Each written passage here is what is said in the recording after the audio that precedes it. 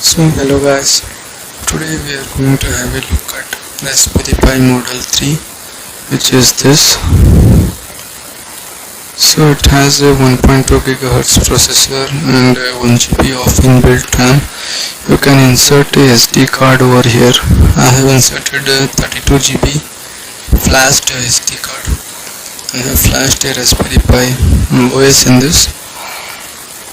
So we'll have a look at this, how you can connect it to VNC with a mobile phone and a PC. So you get a HDMI cable over here. You can connect this HDMI cable to your PC, and you get a jack, headphone jack, and this is a slot for the camera, and that slot over there is a display slot. And you get a micro USB port for the power supply, and these are the USB ports, 4 USB ports and one data port. So let's power this and see how it looks.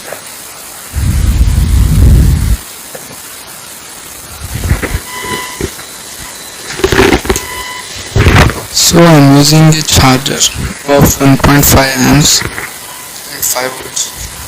So this is sufficient. Raspberry Pi can handle up to 1.5 amps. So more than that it will be 0.1. So as you can see, our Raspberry Pi has switched on. Let me connect it to my mobile.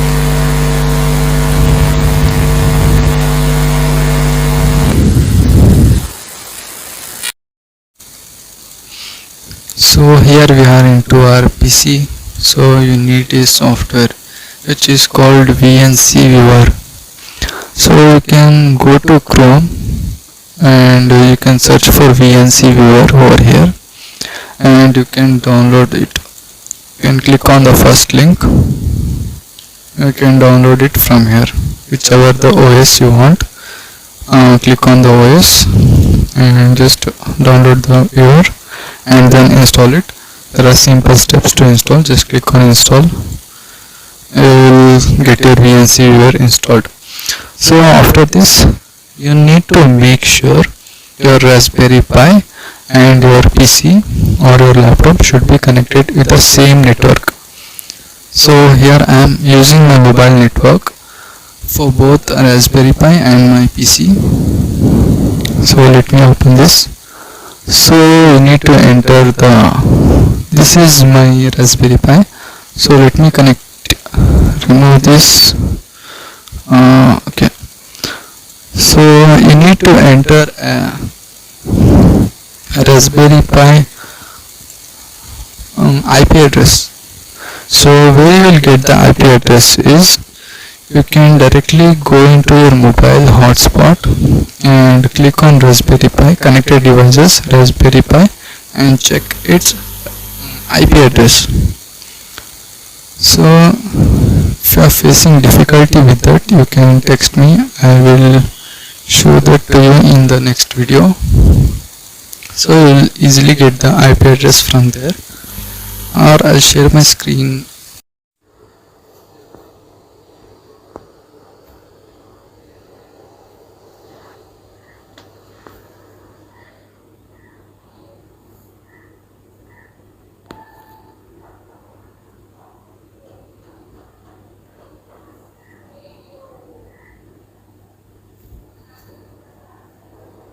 Mobile screen, and I'll show you. Okay, you will get the IP address from there. After entering the IP address 192, this is the same IP address. After entering the IP address, so it's directly logged in. You need to enter the username and password over here. I'll just remove this. So when you enter the IP address, click on enter. So you will get an username and password over here.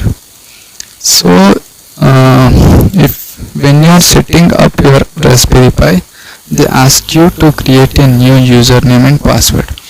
If you don't create any username and password, there is some default username and password which is pi, and in the password you need to enter raspberry. I hope this is correct, and if you remember, click on remember. So you will get to see your Raspberry Pi over here. So you can increase the resolution from here. Okay, this is your Raspberry Pi. So here you can see all the programs or softwares which you have installed. So Tony Python, this is a simple and lightweight Python editor which I am using, but VS Code is not running well in Raspberry Pi. So this is very slow. So I use Tony Python, and this is the setup. You can do the same setup in your mobile phone as well. So this is it as of now, and you can close it from here. So if you check on the remember password, you will get to see a tab over here. Again, when you open it, you can directly log into your Raspberry Pi without entering the password.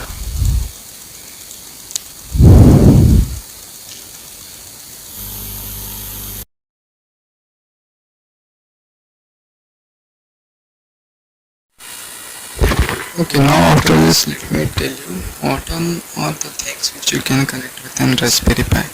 So I have a set of components. All of this it can be connected to Raspberry Pi. Let me show you all of this one by one. So this is an ultrasonic sensor. As you can see, it has 4 pins. One is VCC, trigger, echo, and a ground pin. So we'll be making use of trigger and echo pin to send the data. We'll have a look at the connections in our further videos.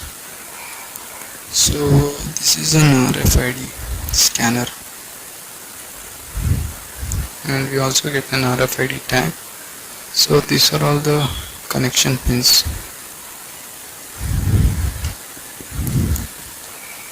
This is an heartbeat sensor, or as you can say, when you place your finger over here, it will just show the pulse rate. This over here is an humidity sensor.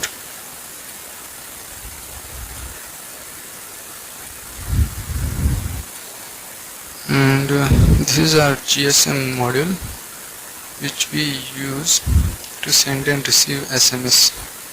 So only 2G SIM is supported in this. So but I have a better way. Without using the GSM module, you can send SMS from this Raspberry Pi. This is the power supply. You can get 12 volts from here, and you can get 5 volts from here.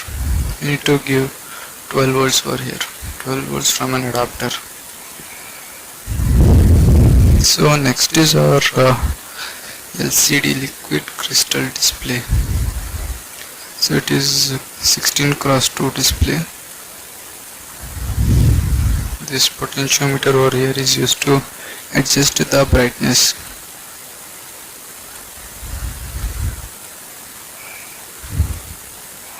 So next is our two most interesting components, which is esp32 or esp32 cam board. So what you can do is, without using this camera, you can live stream the video recording or live stream the video from this esp32 board directly to the Raspberry Pi. So we'll have a look at this in our further videos. What you need to do is, you need to connect this to a Wi-Fi network, in which it should be in the same network which the Raspberry Pi is connected, and you can get the live stream of this directly into a Raspberry Pi, and you can do whatever machine learning algorithms you want, you can apply on the without using this camera. So I felt this was the most useful component. And our next is Node MCU esp8266. So as esp32 can, this can also send the data. It has many pins compared to esp32. So there are 8 digital pins, and you can send the data from this directly to the Raspberry Pi, like any sensors data. You can't connect the sensors to esp32. You get a very less pins over here. That's why we use Node MCU esp8266 to send the sensors data wirelessly to the Raspberry Pi. Over here it is a relay module, single relay module. So whenever you give a high pulse over here, this relay will connect these two pins. So it will basically switch on. So this is used for high voltage power connections like 220 volts, AC supply, that kind of thing. This is also same, a relay module, but this is a double relay module. As you can see, you get two input pins over here, input 1 and input 2, two switches for these two relays, and you can connect two switches over here, 220 volts AC or DC supply. Next is our motor driver, L293D motor driver. Okay, what this is, like you get some 4 input pins over here. So why we need 4 input is, so you give 12 volts input supply over here to these two pins, and you connect the 2 wires from the motor over here, and other 2 wires, you can connect 2 motors over here. One is here and other one over here. So the 2 wires from the motors will connect it over here and here.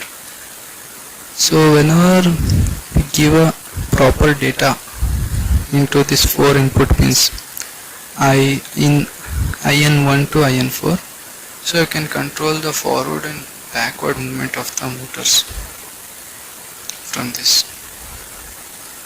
So you need to make sure you need to give 12 volts, because motors consumes more power.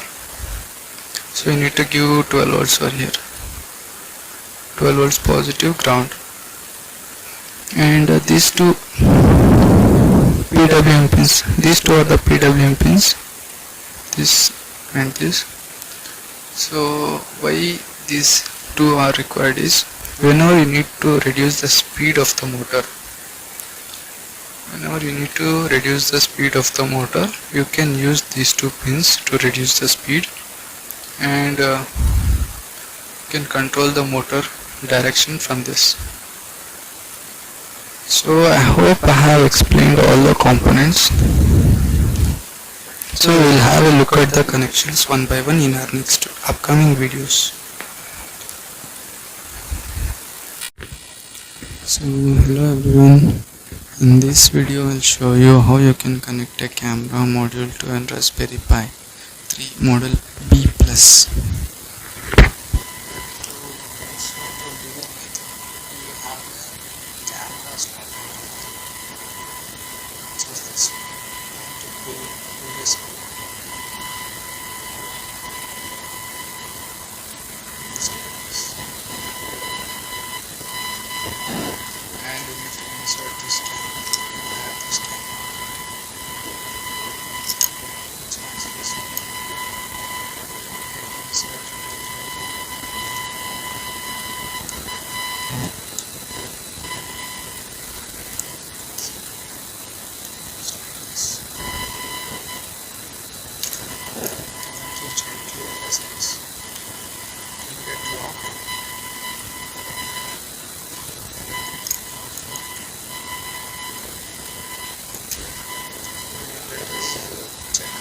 works on the PC.